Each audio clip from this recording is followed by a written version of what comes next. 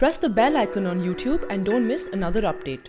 This edition of Cut The Clutter comes to you from Chandigarh, and because I'm in Chandigarh, I talk about Haryana today. And why do I talk about Haryana? One, because my guest today at Off the Cuff is Haryana Chief Minister Manohar Lal Khattar.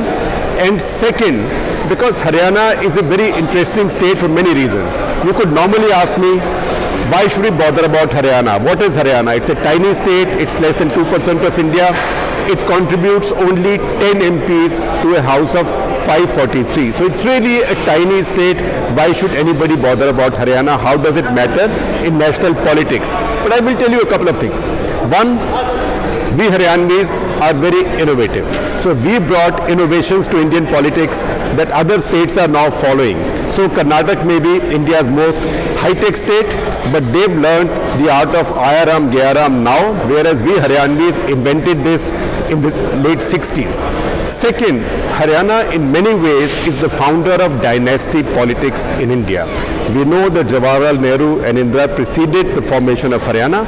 Haryana was only formed in 1966, but no other state in India has built as many dynasties or founded as many dynasties that ruled the state for that long. So just to give you an example, Haryana was formed in 1966.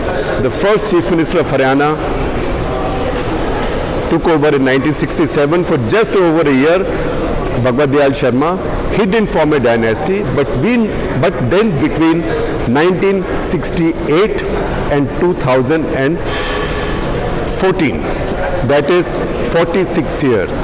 For 46 years, 4 different dynasties ruled Haryana. Now, there might have been a little break somewhere of a non-dynast coming in, but those were incidental. For example, Hukum Singh coming in for just over half a year, that was incidental, a stopgap. Or Bansi Gupta coming in for just over a year. He wasn't just a stopgap, he was a proxy for Bansi Lal when Bansi Lal moved to Delhi during the emergency as Defense Minister of India. So between 68 and 2014, Haryana was ruled by dynasties, by 4 dynasties. There are 3 we are more familiar with, Bilal, Dilal, Bilal, as Arun Shourie called them in an article in the Indian Express a long time back. That is Bhajan Lal, Devi Lal, Bansi Lal. Each one founded a dynasty which has now carried on and is into its 3rd generation. And then there were 2 other dynasties. There was Rao Birender Singh, who became the Chief Minister after Bhajan Lal Sharma for a short while. But his children have continued to be in power. In fact, Rao Birender Singh, who is his son, was in the Congress party for a long time, is now in the BJP, is an MP from Gurgaon, is a minister as well. So these are the various dynasties, and then in 2005, when these dynasties went into a shade, the Congress party produced a new one, that was the Hooda dynasty. Now, Bhajan Singh Hooda took over as Chief Minister. He lasted for 2 terms, but his father, Chaudhary Devi Lal Singh, had also been a very towering senior Congress leader, and then his son became an MP, and is obviously his successor. So that is one more dynasty. Now, what's the news now? The news now is that this is the election year in Haryana. There will be elections in Haryana in the next few months. In fact, Election Commission will announce the code of conduct and the election dates in the next couple of dates. There is no doubt about that. So in these elections, Haryana faces the prospect for the first time of its dynasty politics being finished. Its dynasty politics being ended for now and buried. Nothing is finished forever. Everything can come back.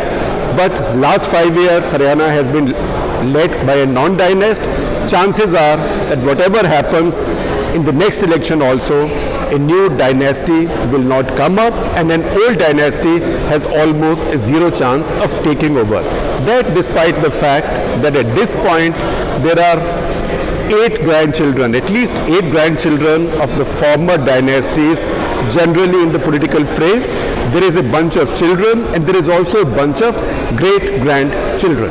So just for your general knowledge, and to tell you how strong dynasty politics in Haryana is and the reason we are talking about it, and also the significance of the change that is coming, I will tell you that Chaudhary Devi Lal, the founder of the first big dynasty. He ruled Haryana for several terms. Then his son Om Prakash Chautala, who right now is in jail serving a 10-year sentence for corruption in a recruitment scam, along with one of his two sons. So his son Ajay Chautala is also serving a sentence in jail. So his party had become very strong a couple of years ago when it looked like the Haryana government was shaky, and that is when the big Jat agitation took place in the state, and it looked like the state was in deep trouble after that. So it did seem that INLD, Indian National Lok Dal, which is the party of Devi Lal's children and grandchildren, that was now rising. And in spite of the fact that Chautala and his favorite son were in jail, as it began to rise, obviously clash of ambitions took place, and children and grandchildren began to fight. So one son who was outside, that is Abhay Chautala, who was not in jail with the father and the brother, he tried to take over the party. That led to a power tussle.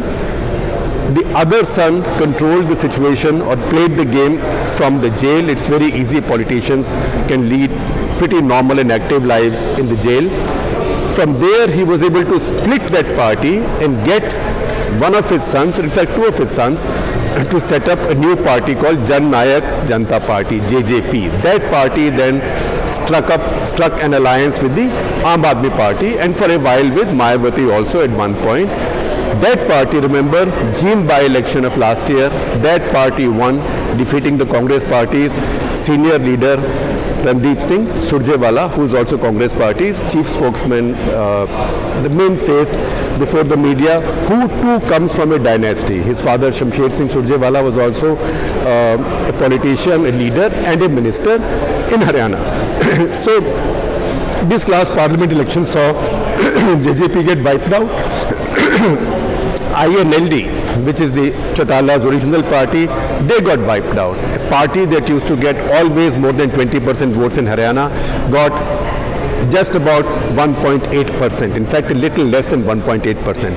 And even the splinter party that his grandchildren had set under the leadership of his jailed son, I am emphasizing it, even that party, despite its partnership with the Aam Aadmi Party, just got a little over 6% of the vote. So you can say that that dynasty is now over.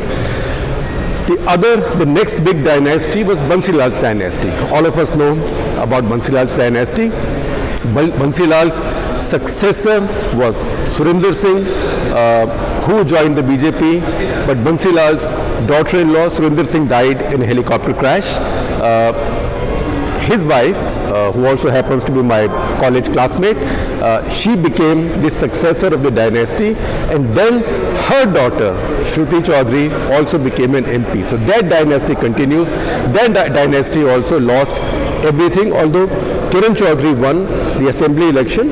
He is now a member of the state assembly, which is now going out because the tenure of that assembly is ending. But once again, that dynasty is nearly over, because within the Congress party also, that dynasty no longer has any clout. Then came the third dynasty that came up, that is the Bhajan Lal dynasty. We told you Bilal, Dilal, Bilal. So the second Bilal. Bhajan Lal, he was the only non-Jat among these dynasts. He was a Bishnoi. He set up this dynasty. He had his sons also blooded in politics. And I'll tell you one more very strangely common thing among all these dynasties. The second generation in each dynasty had a fight. The siblings fought, and one sibling emerged the winner, and somewhat surprisingly, the younger sibling usually did better. So in Bansi Lal's case, Surinder Singh did better than Ranbir Singh. Again, in Bhajan Lal's case, Kuldeep Bishnoi did better than. Remember a character called Chandra Mohan, who became a very colorful character, who kept hitting the headlines for all the wrong reasons and nutty reasons. So Bhajan Lal's dynasty came in. Bhajan Lal's dynasty is also now in deep decline. His son Kuldeep Bishnoi, who was his successor, he joined the Congress party. he's been contesting elections and losing, and now his son Bhavya Bishnoi also contested in Hisar and he also lost. So that's the grandson who lost, and meanwhile Devi Lal's great-grandchildren also lost. Two of them contested in last parliament election, that is Dushyant and Digvijay on one side from JJP, and a third one from the other side, that is Ajay Chautala. All three of them lost, so that is one more dynasty in decline. What does that leave us with? That leaves us with Hoodas.